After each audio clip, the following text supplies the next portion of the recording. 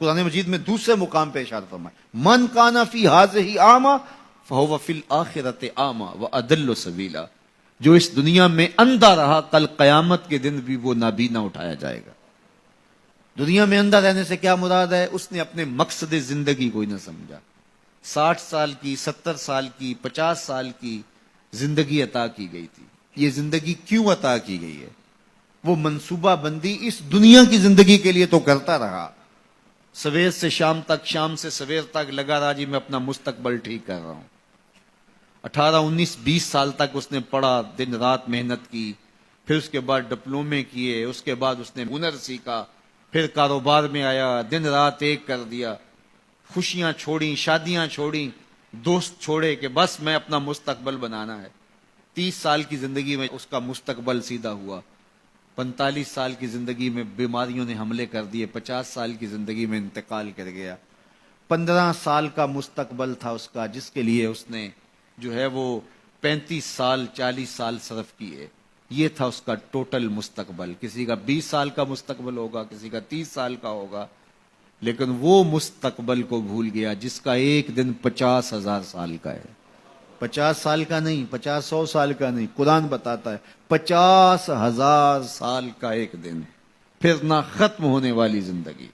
میاں صرف اس زندگی کو مقصود تو وہ سمجھے جس کا آخرت کا عقیدہ نہیں ہے، جو یہ یقین رکھتا ہے اللہ رسول پر، اس کو جو ہے وہ کامل یقین ہے، اور قرآن مجید پر اور حدیث طیبہ کے بتائے ہوئے ضابطے اس کو مستحضر ہیں، اور وہ جانتا ہے کہ آخرت ہے، ہم اعمال کی جواب دہی کے پابند ہوں گے۔ یہ دنیا آخرت کی کھیتی ہے، بوائی کا موسم ہے، آخرت کٹائی کا موسم ہے، تو وہ کیسے آخرت سے غافل رہ سکتا ہے؟ تو اگر وہ اس دنیا کی زندگی کو سمجھا نہ اور نابینا رہا تو کل قیامت کے دن بھی نابینا اٹھایا جائے گا۔ وَأَضَلُّ سَبِيلًا، یہ بھٹکا ہوا شخص ہے جس کو مقصد زندگی سے ہی آگے ہی نہیں ہے۔ ہمیں پیدا کیوں کیا گیا؟ ہم آئے کیوں؟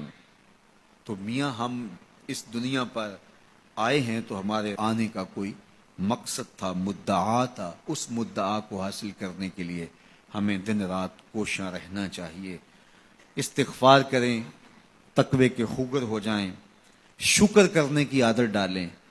جو شکر کرتے ہیں اللہ تعالیٰ ان کو اور زیادہ عطا فرماتا ہے۔ اس طرح دوسروں کی پریشانیاں دور کریں، اللہ آپ کی پریشانیاں دور کرے گا۔ بانٹنے کا مزاج پیدا کریں، آپ کے پاس جو بھی ہے بانٹ دیں، علم ہے تو بانٹیں، خوشیاں ہیں تو بانٹیں، آپ کے پاس دولت ہے تو لوگوں کے دکھ اس دولت سے دور کرنے کی کوشش کریں۔ جب آپ بانٹنا شروع کر دیں گے تو آپ کا رب آپ کو عطا کرنا شروع کر دے گا۔ جو آپ نے دیا ہے، جو بانٹا ہے، وہ بھی آپ کا نہیں تھا، وہ بھی تمہارے رب نے تمہیں دیا تھا، لیکن اس کے بدلے میں جو عطا کرے گا، اللہ اکبر۔ کسی نے کہا کتنا دینا چاہیے؟ تو کہا اگر تم گن گن کے دیتے ہو تو پھر ایسے ملے گا، اگر بے حساب دیتے ہو تو وہ بھی بے حساب عطا کرے گا۔ وہ کسی زمانے کے اندر کنووں سے زمینوں کو سیراب کیا کرتے تھے، کنویں سے پانی نکال کر کے سیرابی ہوتی تھی۔ بعد میں یہ ٹیوب ویل آ گئے تو میرے بزرگ فرمایا کرتے تھے کہ کنویں جا کے دیکھو، ان کا پانی بہت نیچے چلا گیا اور بہت گدلا ہو گیا۔ ان کا پانی تو شفاف تھا اور وافر اور فراواں تھا، اب گدلا ہو گیا اور بہت نیچے چلا گیا۔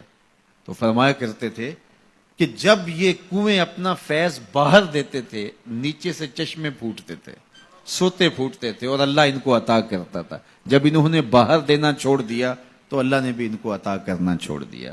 اس لیے تم اگر دیتے رہو گے تو سوتے پھوٹتے رہیں گے، کبھی ختم نہیں ہوگا۔ اس لیے اللہ کی راہ میں بانٹنے کا مزاج پیدا کرو جو آپ کے پاس ہے۔ اللہ اکبر۔